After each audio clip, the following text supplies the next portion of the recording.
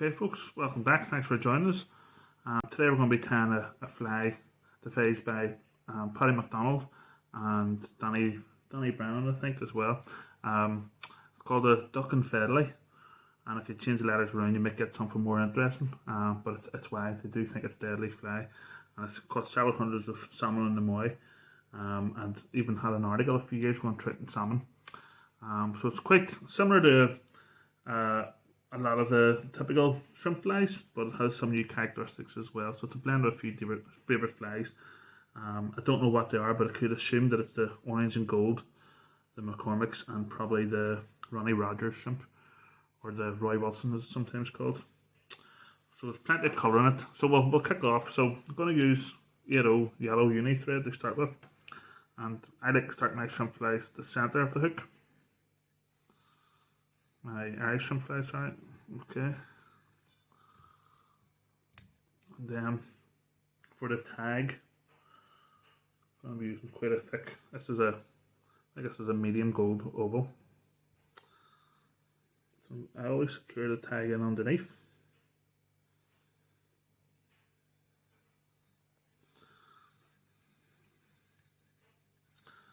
Okay, now on these patriots you can see the sights usually slopes before the hook point, so I'm going to start the tag here because I don't want the tail to be pointing downwards, because there's bucktail in this tail as well. So a few wraps as normal, and then the final wrap through the hook and in, and then you can secure it further on up. Now because this is going to be an oval tinsel body, I want to try and keep this rear body as level as possible. So you can see I'm cutting off right here at the top. Okay. Now, so this fly, it's called cloaking, the type of tail, which is basically a typical Irish shrimp fly with a bit of bucktail in the middle. So I've got claret bucktail. I'm going to just pick off a few fibres here. Doesn't have to be too much. At the end of the day, this is just to add a wee bit of a core in the tail for faster water, so it wouldn't be as flexible as the likes of the golden pheasant.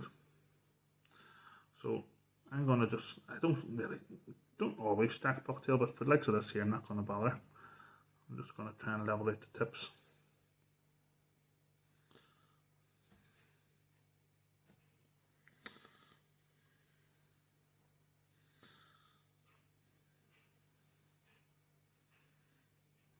Okay.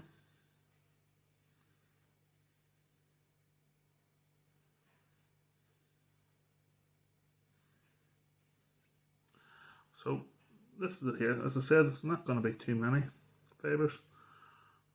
This is a size 10 hook, and this is just a small feature within the tail. So you want this about twice the length of the shank.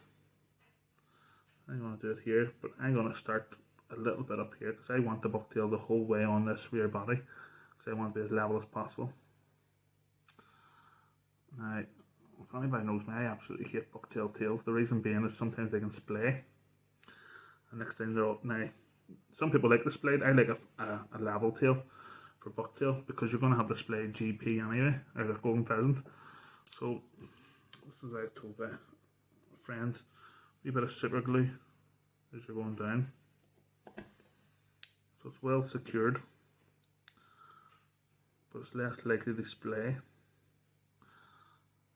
So you're happy. So it's secured, so you don't need to worry about tight turns.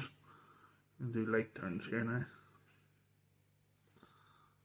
and there you have your tail, which hasn't splayed at all.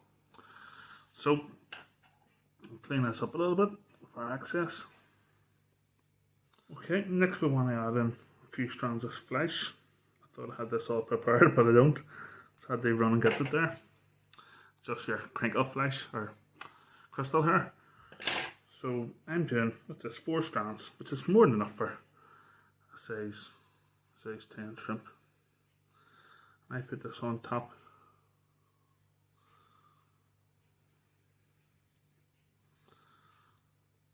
I'll put this on top of the bucktail. It's going to be right in the centre of the tail, if you imagine it, okay? And then we just run it up again we try and keep everything as level as possible in the middle here for what we're doing later on. And try and cut all our stuff off at the same point. And then the strands of crystal flax, you can put these few different lengths if you want. Put them all the same length. Okay. There you go. And then the last bit of the tail is golden pheasant. So I've got a golden pheasant dyed dark red, but it's on the shoulder, so it's actually turned up a little bit claret. So it's a nice light claret colour. Okay, so I'm going to remove the fluff. I'm going to expose the tip.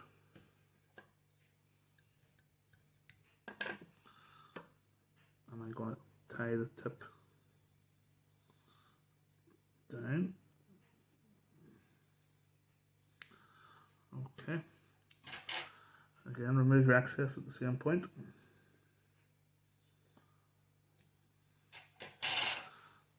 You can trim these fibres if you want.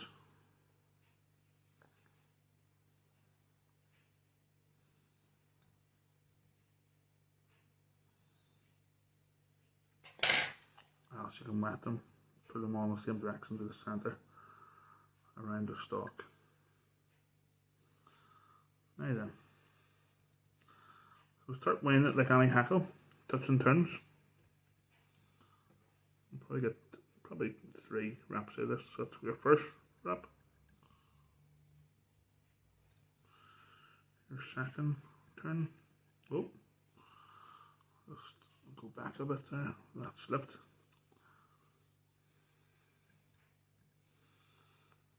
You can see it's quite messy. It's always messy with golden pheasant tails, but it'll look well after. Let's just wait and see. And that's perfectly 3 turns, no issues. Okay, a couple of turns to secure it, and then we'll pull this stalk.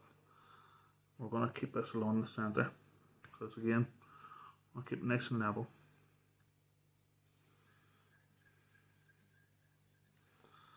Okay, and then it's cut off at the same point. There's 3 fibre here too, we'll cut off. Right then. So a lot of people get a double needle and pluck out the tail, but I don't bother. It's a lot quicker. You just blow the rear and then pull the strands back. And if there's any strands really keen on going round the hook a certain way, let it and secure it.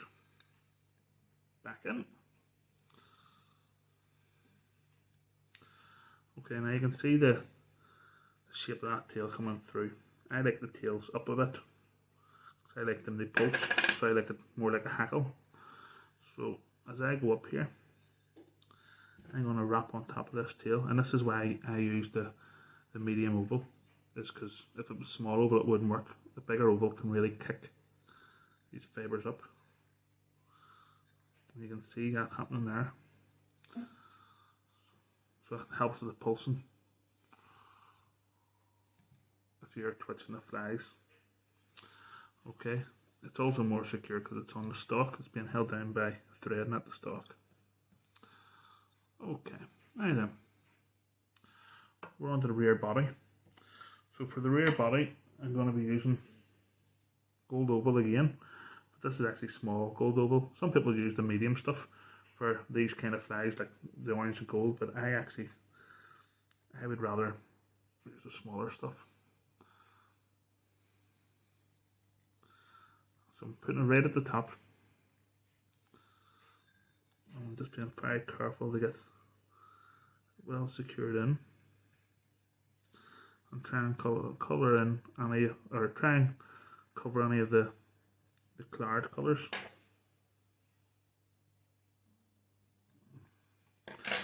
Okay, and before you start, you want to make sure it's nice and level. So have a wee look. Any of the smaller stuff will go, but like I can see there's a wee bump in the middle, so I'm going to do a few turns here. Get it level again. Okay, I'm probably going to stop right here. So this is the bit people dread, but it's not too bad. So your first turn, I'll get that nice and secure. Then just touch and turns, work from that.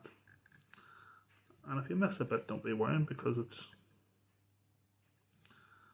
all on yellow thread. Again, this wee ridge is causing problems, as I thought it would. Okay.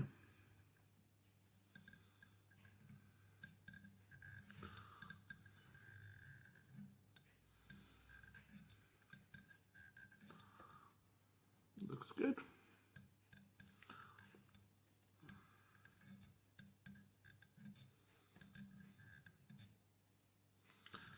Okay, we're nearly there. So I'm happy to secure that.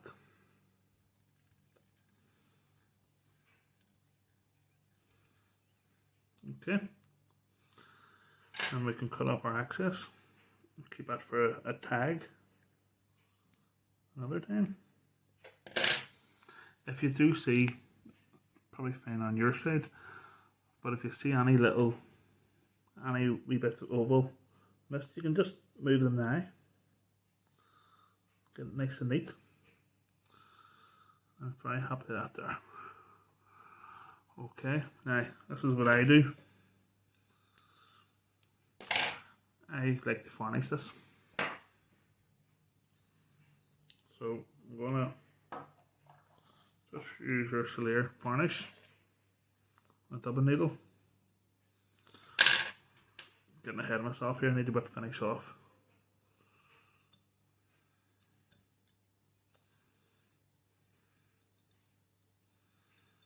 Okay. So just get a wee bit of your varnish and just varnish all this gold tinsel, and this is for two reasons. One, it'll glow through. It's just beautiful whenever it glows through the water, especially if there's a small peat stain. It shows up really well, a lot better than the oval on its own. As well as that, it's a lot more durable. Don't know about you folks, but where I fish there's a lot of trout, and whenever the trout are taking these wee shrimp flies, they can tear them apart very easy. You know, there's no point spending half an hour getting this fly perfect. So much stuff to it, and then for a trout to just pull off the covering of the tinsel. As well as that, finally, actually another benefit is you won't have any slippage. So if any of you are oval, if you missed or you haven't secured it too well, which it should be secure, but if it isn't, it'll stay secure. So that's your rear body finished. Now I'll leave that to dry. You can leave that to dry for an hour or so and you'll be able to tie on top of it. If you're doing a few, by the time you finish the last one, you can start the first one again. So I'll put that to the side and I'll take one that I got earlier. And true blue beater style, as I said before. Okay. Now, again, you can see the body all varnished. Don't know if it shows up well on the camera, but it shows up well in the water, I can tell you out there. And again, you've got your core of your claret bucktail in there as well. So we'll put the thread back on again.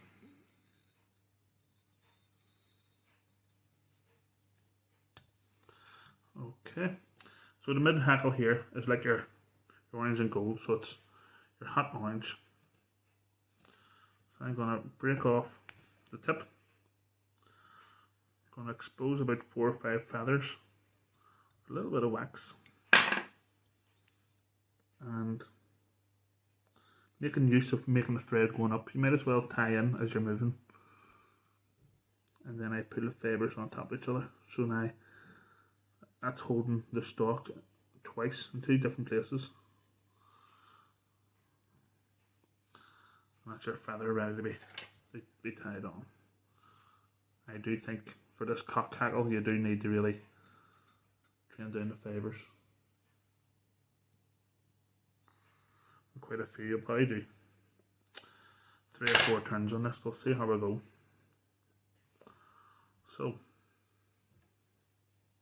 touch and turns as always. So that's 1,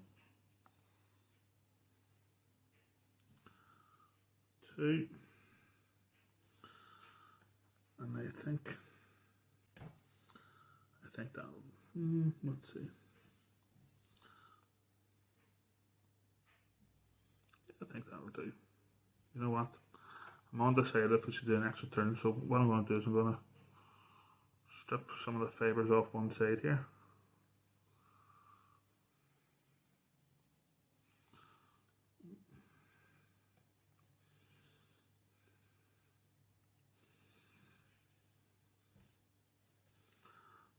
Okay, there we go. Right, whenever you have a lovely body like this, gold body spent a lot of time in, there's no point hiding it with an extra half a dozen hackle turns. You know, you want as much movement as possible in these flies. Again, shrimp flies are all built for movement. And you can see these hackle tips go beyond the hook. So it's working, you know, you've got your long tail, your medium hackle, and then the two front hackles maybe a bit smaller. So it all pulses, makes brilliant movement, Okay, so the front of the body now. So the front of the body, the rib is going to be medium, or sorry, small oval. So I'm going to secure this in underneath, as always.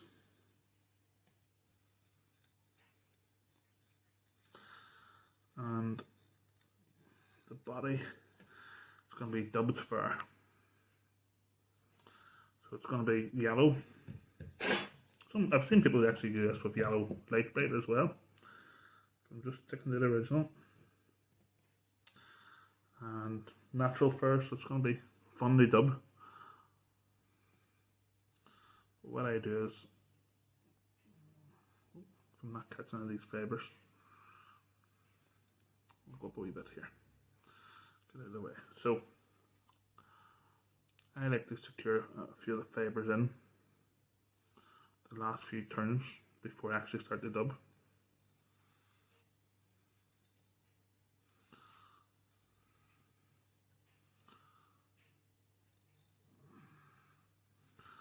Then I can actually use that to anchor. Catching up with all that stuff here. One wee fibre is adamant. There we go, it's gone now. Okay, so I can actually double that easier. And that's secured. Again, it doesn't have to be a heavy dub. Again, big heavy dub. There's no point if these are going to be twitched. Okay, so that's enough. Happy enough with that there. Put everything going forward, back, and in front. So you can see that's about a third of the body, and the gold is about 2/3. Okay, now I want to do our rib. Not going to get much of a rib here, but 2.5 turns should be more than enough. Okay.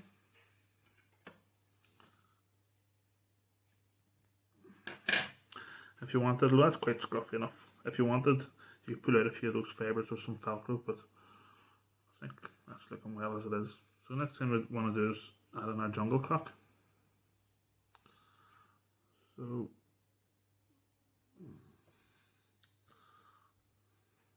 let's do them on each side here. Don't know the part of this stage, but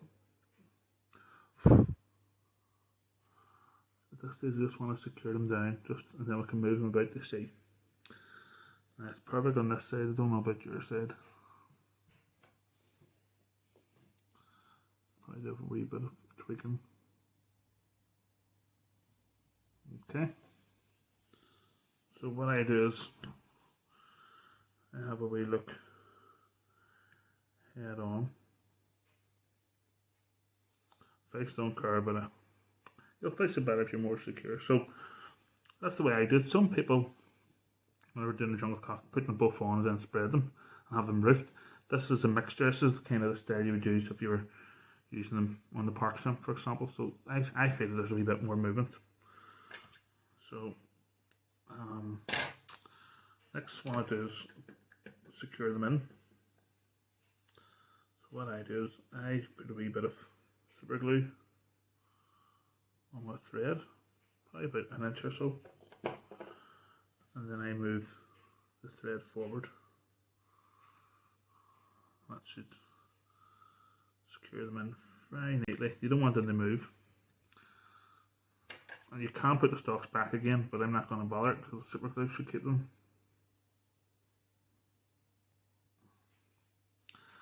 It's just the way it works for me. People would never do this, other people would. Okay. So, still got plenty of headroom there actually. Okay, so I'm actually going to put in another wee bit of super glue.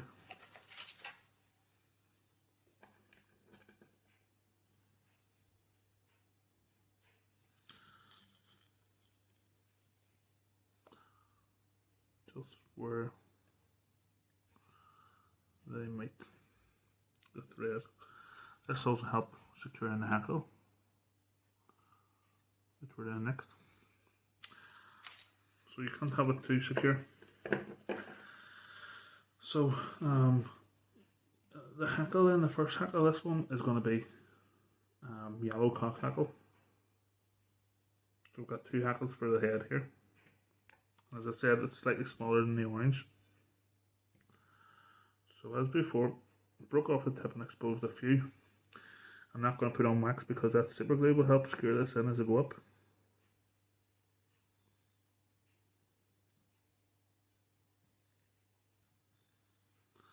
Okay, and be careful you don't go too far back where you're actually on top of those jungle cock feathers, because you want them to be protruding up to get as much movement as possible. Okay. Now then. So I've trained the fibres. Just going to wet them a little bit as well, and I'll probably won't do too much because I have two hackles here. So I'll do probably 2 turns. So that's the first turn. And then I'm going to put off the fibres, get it nice and neat for the second turn.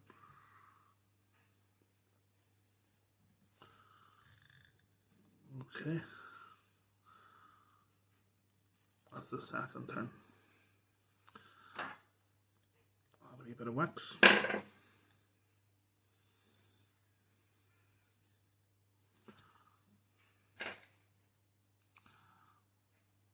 I've done a few turns here. You get 3 or 4 to secure, but you're going to be tying your next feather on top of it.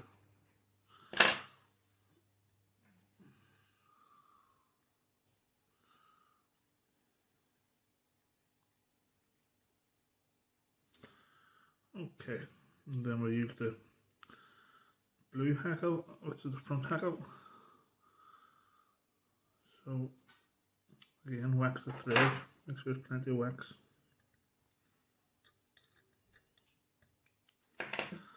I've exposed 4 or 5 fibres again after breaking the tip, and then put these back, and then another few wraps on top. Okay. And then we'll train these fibres. And because there's already 2 wraps of that there, I don't want it to be a heavy front hackle compared to the middle hackle. What I'm going to do is I'm going to pull off a few fibres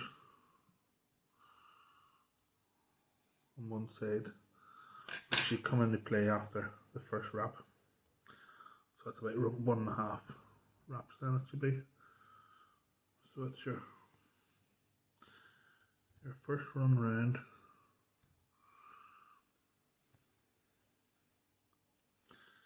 Your second one. Oh, hang on.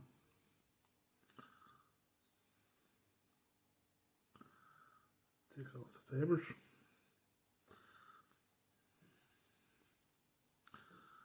Okay, so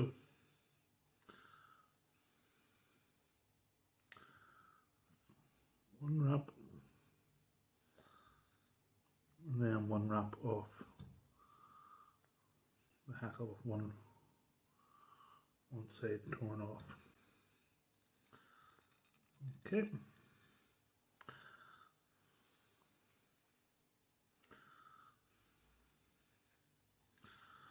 Right then. Because we have a wee bit of headroom to play with, I'm going to pull all these back.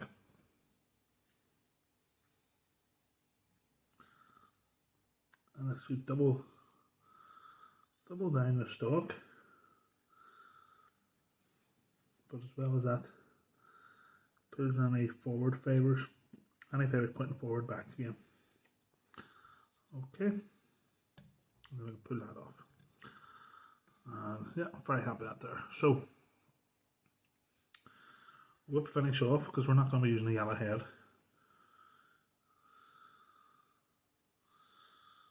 Okay, so I'm only doing 2 or 3 whip finishes there.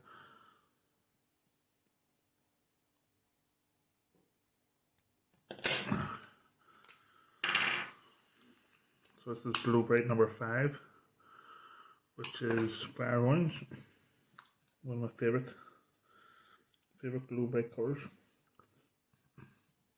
Okay, and what I want to do is I want to just tie on top of that head. Probably 1 or 2 runs. Hold on, just getting the spool ready. Okay, so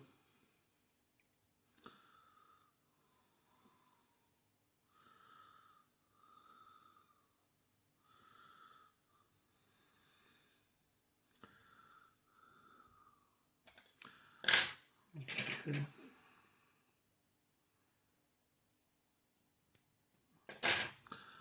Let's see how that's looking on your end. Okay.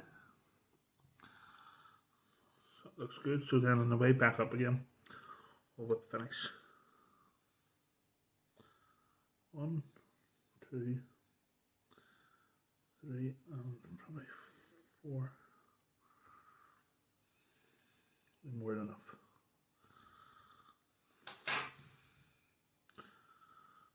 Okay.